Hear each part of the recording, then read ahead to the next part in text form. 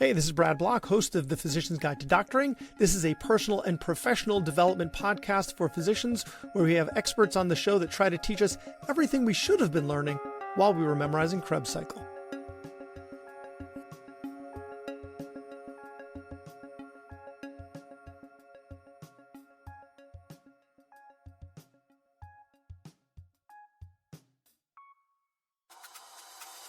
Doctors change lives every day. But what happens when life changes yours? A single injury, a sudden illness, your career, your income, your future can shift in an instant. The best physicians don't just plan for success, they protect it. At Set for Life Insurance, they believe financial security isn't a luxury, it's a necessity. True own occupation disability insurance ensures that no matter what happens, your future stays in your hands. Because protecting your income means protecting everything you've built. Visit drpodcastnetwork.co/setforlife today. Secure your future before life makes that choice for you.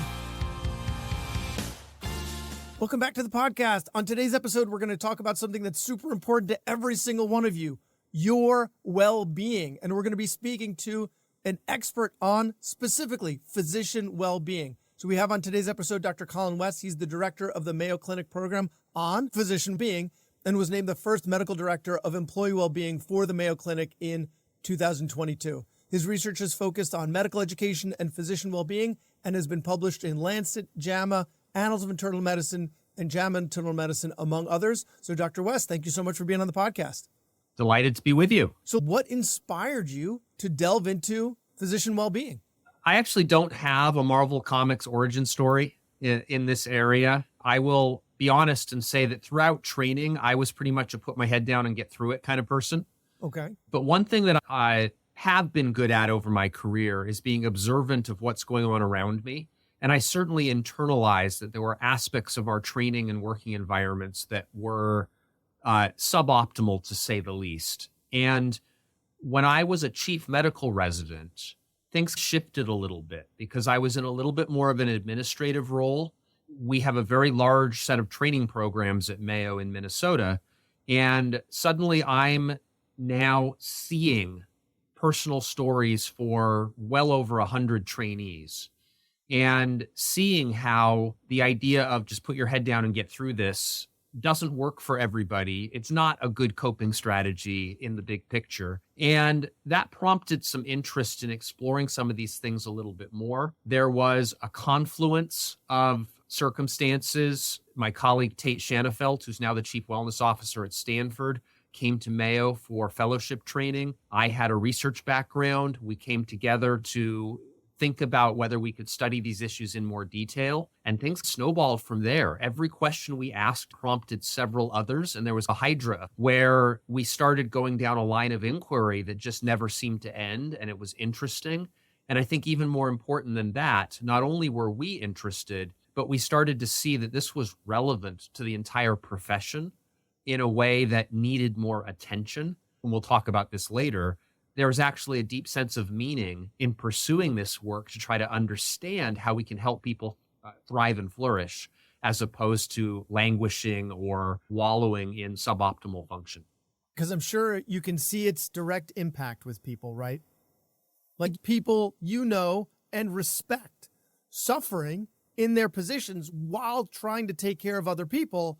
And you think, I've got some answers here. I can help this person, right? So there's this, it's not just an abstract problem to solve with unclear applications down the road. Like this has immediate impact on people and love.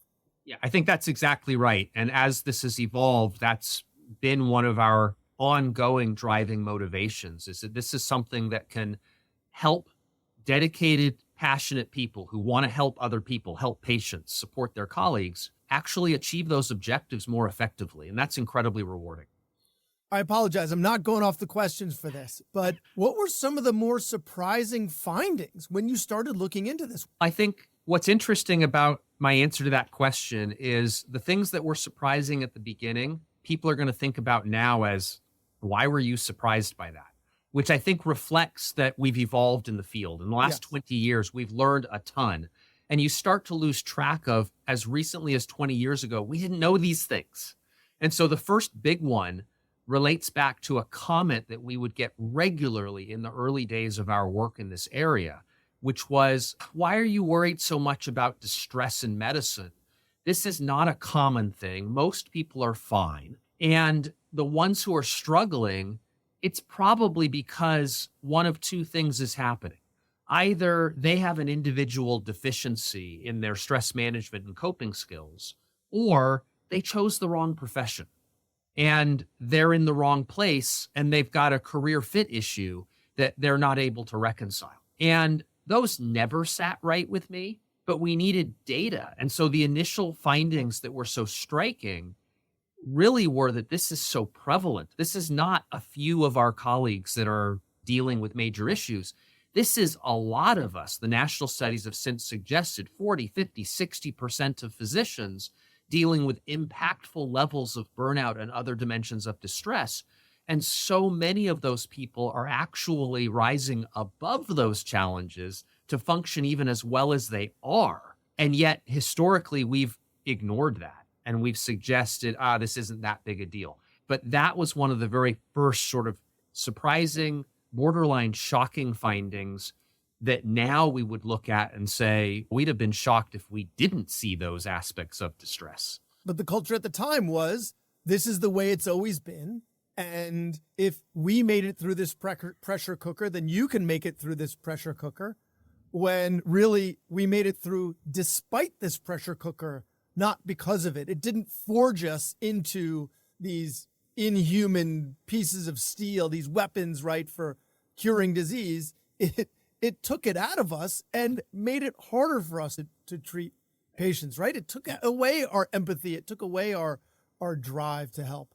And that's one of the most important inflection points in the field, actually, what you just articulated, that when we struggle and experience distress beyond a certain point of challenge, because some stress is growth promoting, when that is sustained at too high a level for too long, we actually see our performance decline. This is no longer about building someone up. This is actually about exhausting and wearing them out. We as a profession have given that no credence until relatively recently in the long history of medicine, quite frankly. And what we've been learning, as I mentioned, this inflection point, is we need to take care of our healthcare professionals so that they can do their jobs as effectively as possible.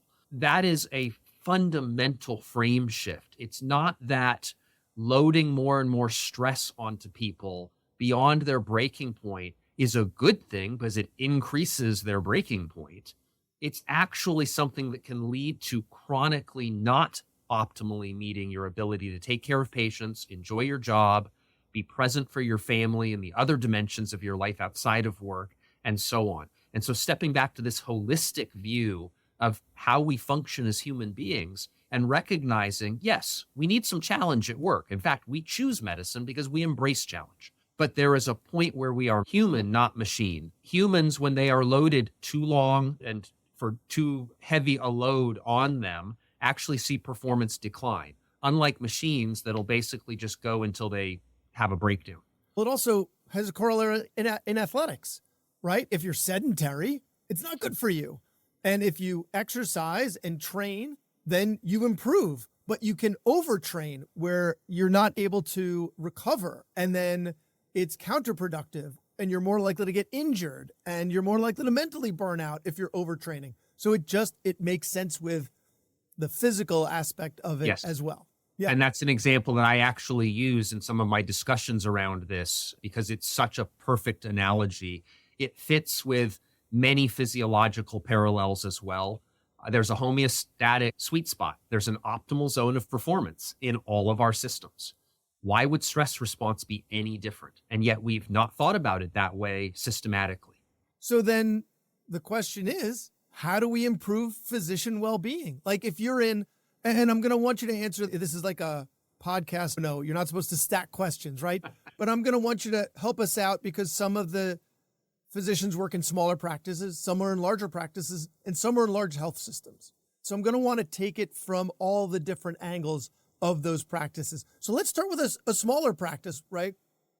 Group of a couple of physicians, single specialty, work together. What should they be thinking to improve their well-being? And the answer might be, listen, this is just a couple of people, you just look after yourselves and look after each other and it'll take care of itself. I'm going to start with this actually by giving a global answer, because I think the overall framework applies no matter where you're working. And then how that gets applied can look a little different depending on your setting. And so the global answer, which seems almost a little glib perhaps, is every initiative to promote well-being acts through connecting physicians more effectively to what I call the MVPs of well-being: meaning, values, and purpose. And it doesn't matter if you're working at Mayo Clinic with 82,000 employees and, I don't know, 6,000 physicians or however big we are, or if you're in a solo practice where it's you, a nurse, and a desk person. Meaning, values, and purpose is central to the work that we do. How do you get to meaning, values, and purpose is where some of the nuance can be for individuals and in different environments.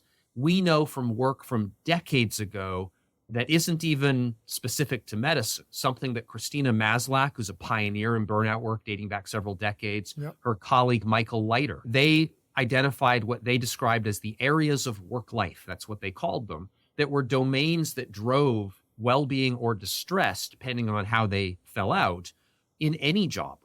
And these are things that we could brainstorm together for 2 minutes and come up with. It's intuitive.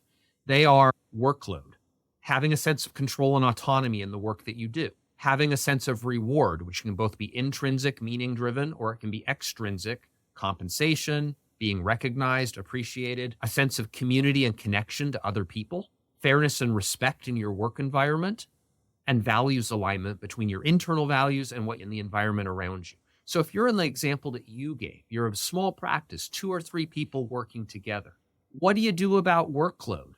And how do you balance that realistically with the financial pressures of a private practice, for example, which is not where I work, but there are very real pressures that we know out there in the physician community. And the first thing is you got to step back and do a self-assessment and get off the treadmill for a second and take stock, because there are areas where, okay, we're doing this really well. Great, lean into those. And then there are areas you might not realize where you're overdoing it in ways that are actually depleting you. And I've given talks. There's a quick story example of a physician that came up to me after a talk about 10 years ago. At the end of every day, he took on added same-day procedures in his specialty because it was great for patients. They got answers the same day, got moved forward, and he got paid extra for doing these basically after hours. And his motivation for this was, this pulls me away from my family. I'm never home for dinner. I can't go to my daughter's soccer games. But we're putting the extra money that I earn into a Disney World fund for the family. It's going to be a winner. And he came up to me because I was giving a well-being talk, and we talked about delayed gratification and the idea of always dangling the carrot out in front of us. And when do we step back and think about where we are in the moment? And he said, you got me thinking about something. And he told me this story about doing these extra procedures. And he said, it's meaningful because I'm helping patients. These aren't emergency procedures. They could get them done the next couple of days, but I do feel good about helping them faster. But you're making me think about the impact of this on my family, my personal life, my non-work domains. And so I said, I'm glad I got you thinking about this. I can't tell you what the answer is for you, but it's good to reflect on what you're doing here. But I do have a question for you. And I asked him, I already knew what the answer was going to be, as you and your listeners probably will be able to determine already. My question was, how have the trips to Disney World been? And of course, the answer was, after something like 2.5 years of accumulating thousands of dollars of extra salary for these extra procedures, they'd never made the time to go even once. Wow. And you're going to be spending all that time in line, right? It's going to be hot. They're going to be complaining. Their feet are going to be sore, right? Maybe a different location would have been a good, but I'll give you one other quick, not to soak up all of our time. So I'll just pick one other example from those areas of work life: community. If we think about community as really more about connection to other people, and maybe even aspiring to a sense of belonging to something bigger than yourself, it doesn't matter if you're in a practice of 2 or 3 people or a practice of 2,000 or 3,000 people. We are really good at getting isolated in our workflows and feeling alone no matter who's around us. Yeah. And across medicine, we don't share cases, We don't just have the water cooler conversations. We go in, we're super busy, we're documenting, we get our work done. And I'm in Minnesota, so I'm going to use a Minnesota analogy here. We're gophers popping in and out of our gopher holes. And that is isolating. And we know that loneliness and social isolation are major problems across society. And we fall prey to that in medicine as well. And so if you look around your practice and you say, you know what, I've drifted away from my colleagues, my partners, can you intentionally restore some of those connections? Even if it's 5 minutes of, we're going to just touch base for 5 minutes every day at 12:10 to have a water cooler, meaningful conversation. And what you find is that actually restores connections and turns into deeper satisfaction that allows people to reconnect with meaning through the work that they're doing, because they don't feel like they're just working on an assembly line. If you're a small practice where you're the ones who are making all the decisions, right? And it's not like you're working for a hospital system where they're making the decision for you. So the burnout comes from some of the feeling like you're a cog in a wheel. So that doesn't happen, although it can also because of a lot of the administrative work that comes. So it sounds like that works. The regulatory stuff can feel that way. Yeah. So it sounds like irrespective of what size practice you're in, building those connections, those social connections, really, like it gets back to that longitudinal Harvard study that talks about the strength of your social connections being the best predictor of health, longevity, and happiness, right? And so that works here too. Absolutely. Improving those social connections.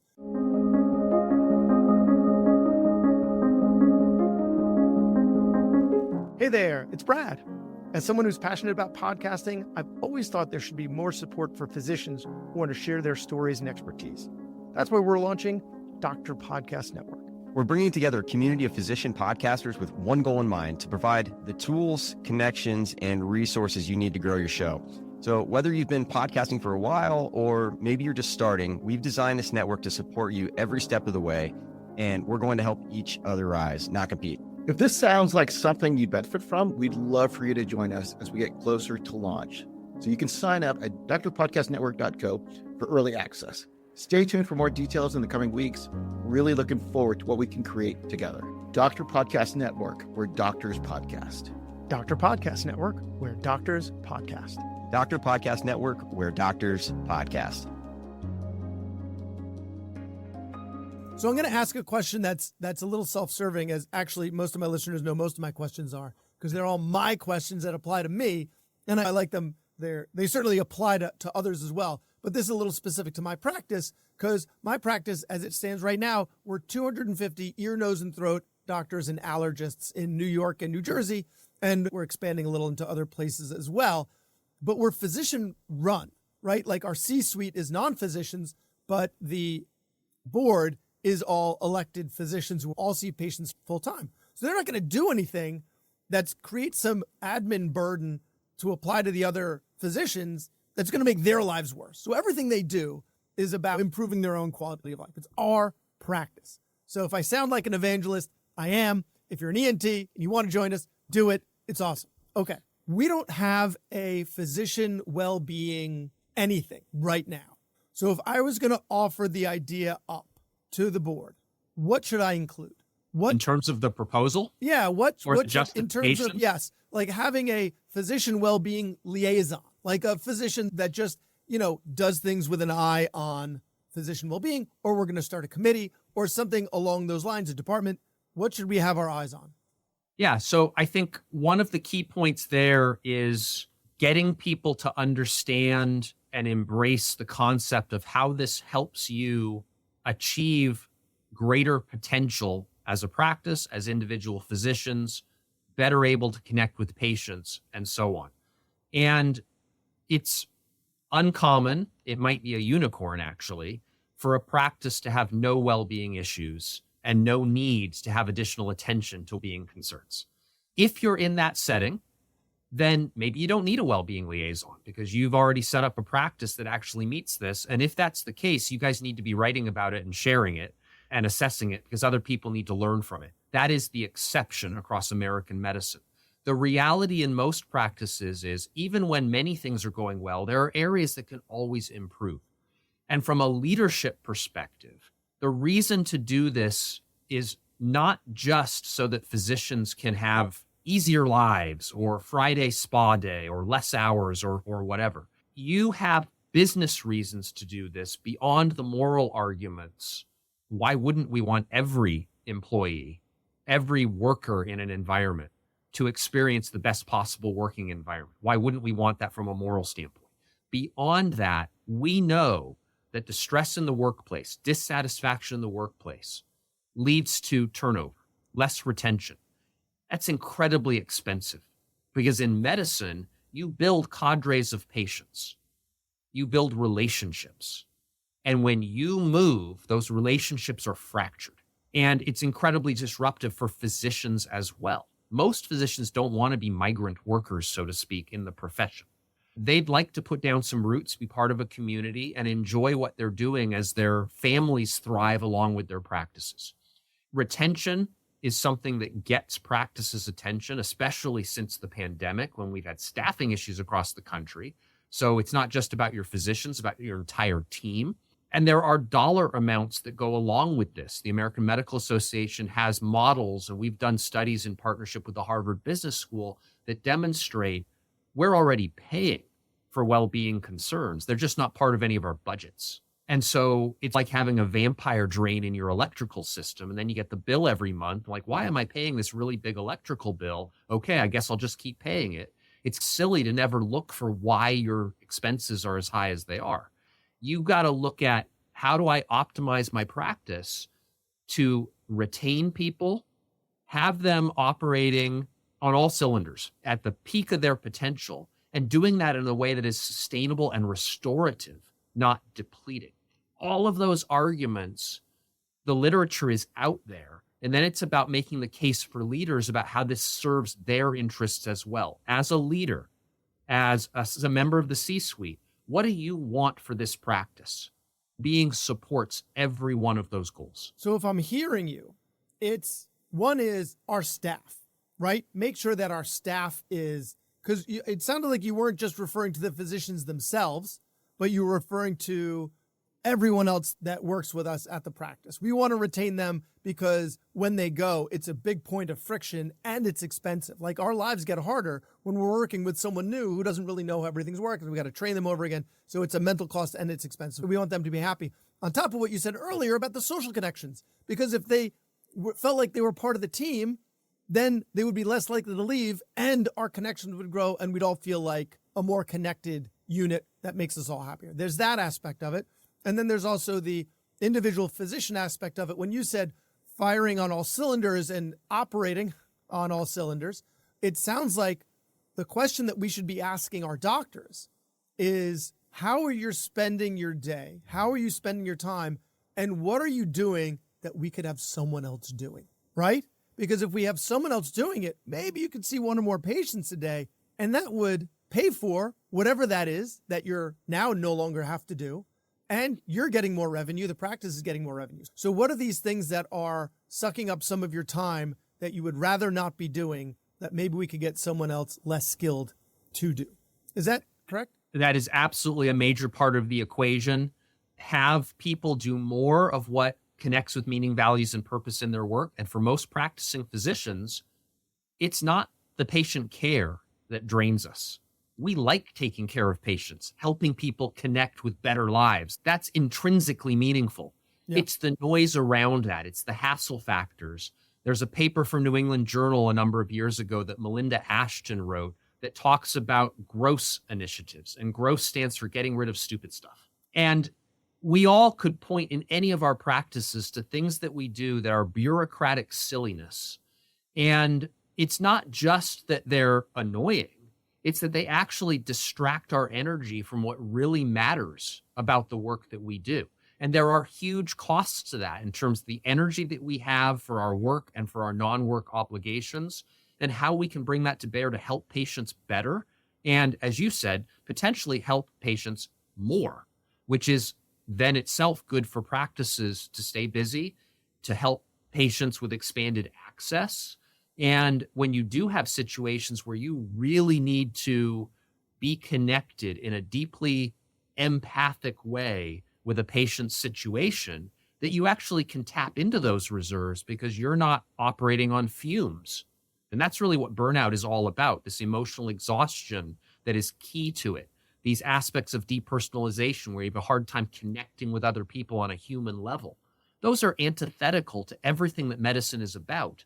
And physicians who experience those feelings cannot connect with the reason that they've chosen this profession in the first place, which is tragic. And yet it's also an opportunity for us to say, yeah, we don't want that. We want our physicians to be able to do what's meaningful because they chose this profession for honorable reasons. And as you said, I'm going to go back to the first piece, medicine is a team sport. We cannot do what we do without the people around us on our teams. And if we can elevate that team structure so that everybody feels like they're contributing to the greater good, then suddenly everybody's part of a virtuous cycle instead of a vicious cycle. There's a big focus now on coaching as well, right? And I'm wondering, because there's the intervention of small group programs and mindfulness, where there's research that shows that the mindfulness and the small group programs help, right? And then a lot of people are doing coaching now. I'm wondering, is group coaching kind of the confluence of all of those things? And does that sound like an intervention that would have a significant return on investment? So the answer to the return on investment question is clearly yes. Okay. There's a growing literature, very high quality randomized trial evidence that coaching supports well-being for physicians and for other healthcare professionals. That's a slam dunk, which is interesting because coaching's expensive. But the return on that investment, because people stay in their jobs, they extend their careers, they are more effective at work, is critical. There is a nuance to this, however, because there are different focus points for coaching. And there's a risk if we say, okay, our solution is that you're going to get professional development coaching or life coaching or some other version of coaching. The risk is that we're telling people, we're not going to fix your work environment. We're going to help you be more skilled at coping with it. I advocate that we need to do this in partnership, where one of the goals of coaching is how do you gain more skills to be a change advocate so that you then aren't just coping better, but you can actually be a lever for your own practice environment to improve things. And then in concert with that, we need to embed these well-being principles into leadership coaching so that the leaders of our practices and our organizations more fully understand the benefits of what sometimes is called well-being centered leadership. I would love for us to get to the point where we're just calling it leadership, because this is part of how you help people advance and fulfill their greatest potential.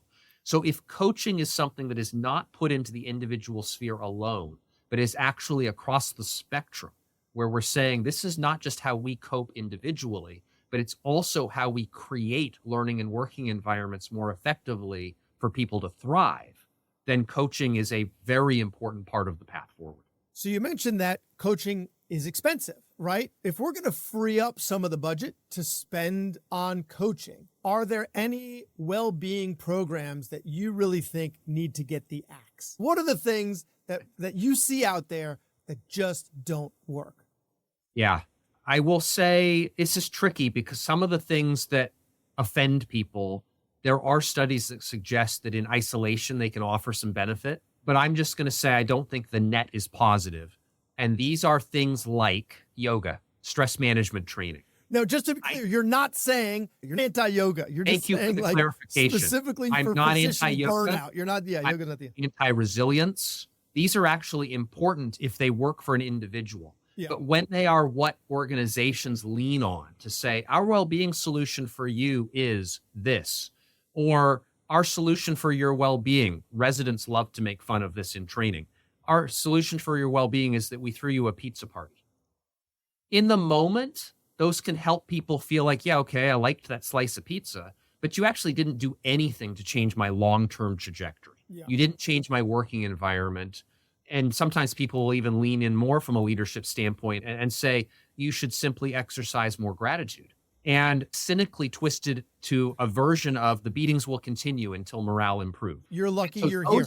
You're lucky we let you into our program. Absolutely. You should feel privileged. And that's weaponizing professionalism in a way. Danielle Ofri has written about that, where there are short-term studies that suggest in isolation those can actually be beneficial. But I think they send the wrong message unless they're part of a much larger menu where people at the individual level can see that their practices are trying to make bigger changes. And then you say, okay, I'm going to bring my best self to my work. I'll do my part because I see that you're trying to create an environment that's better for everyone. We're in this together. That's the menu. If it's, yeah, you know what, we'd love to do more, but you just need to be able to cope better, so we're going to send you to resilience training, that's when people shut down. It's the same thing that we talk about on the show with regards to your staff, treating your staff. If they feel like you care about them as people, not just the person who checks the patients in and checks their insurance, but the person who extends to a larger person outside of work with interests and family and friends. If you care about this whole person, they're going to be a better performer at work because they know that you care about them and you're looking out for them. And you have to demonstrate that you care about them and you're looking out for them. So the same thing goes for us as physicians, right? So the physician leader need to demonstrate that they are looking out for the person and their well-being and their partners in it. And that's to your point, like identifying earlier when you said identifying their points of friction where their time is being used inefficiently and finding ways that they can use their full self, the whole physician in their best capacity. So this is all such fantastic advice for individuals, institutions, and physician leaders to hear. So if they want to learn more about you and all the work that you're doing on physician well-being, where can they find you? Yeah. So if you want wonky research, then just do a PubMed search on Colin West. I'm also on a variety of social media channels where I post a weekly Wednesday thread on various topics on Twitter, on Blue Sky. I have a LinkedIn account. Those are the main places where I cross-post things. And hopefully people will look at this podcast and share some of the content and look at others as well beyond me who are really trying to improve the environment across all of health professions, because there's a growing literature out there on so many different dimensions. And there are advocacy groups about things we haven't even had a chance to touch on, destigmatizing mental health help seeking and things like that have been real problems in medicine. And so I think a simple internet search for physician well-being actually isn't a bad start to start going down some rabbit trails of really important work, some other big names for additional support.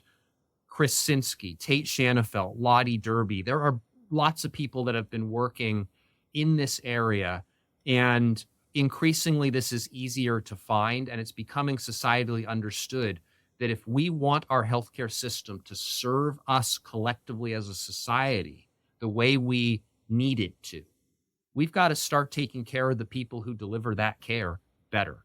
And back to the beginning, what has shocked me or surprised me from the very beginning, that's not intuitive, because this is almost golden rule kind of stuff.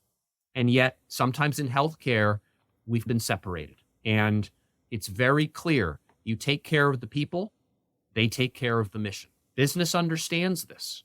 Medicine's been a little slow on the uptake, but we have an opportunity here to get this right. Listen, we still use fax machines and pagers, and we just went computerized like 10 years ago. So we're a little slow on the uptake, but we're getting there. And thank you for all that you do to help us get there. So Dr. Colin West, thank you for your time and all you do for our profession. My pleasure. Thank you. Thanks for listening. I have a favor to ask. You listened to the episode until the end, which means you either fell asleep or you really liked the episode. So please share it or like it, or comment on a social media post, or write us a 5-star review, something. It would really help me out. And maybe what you learned from this episode can help someone else too. The views expressed in this episode are those of the interviewer and interviewee and don't represent the views of their employer or even their significant other. Even though the magic of podcasting make it sound like I'm talking directly to you. This is not a doctor-patient relationship, and this is not medical advice, or financial advice, or really any advice. Thank us again for listening to The Physician's Guide to Doctoring.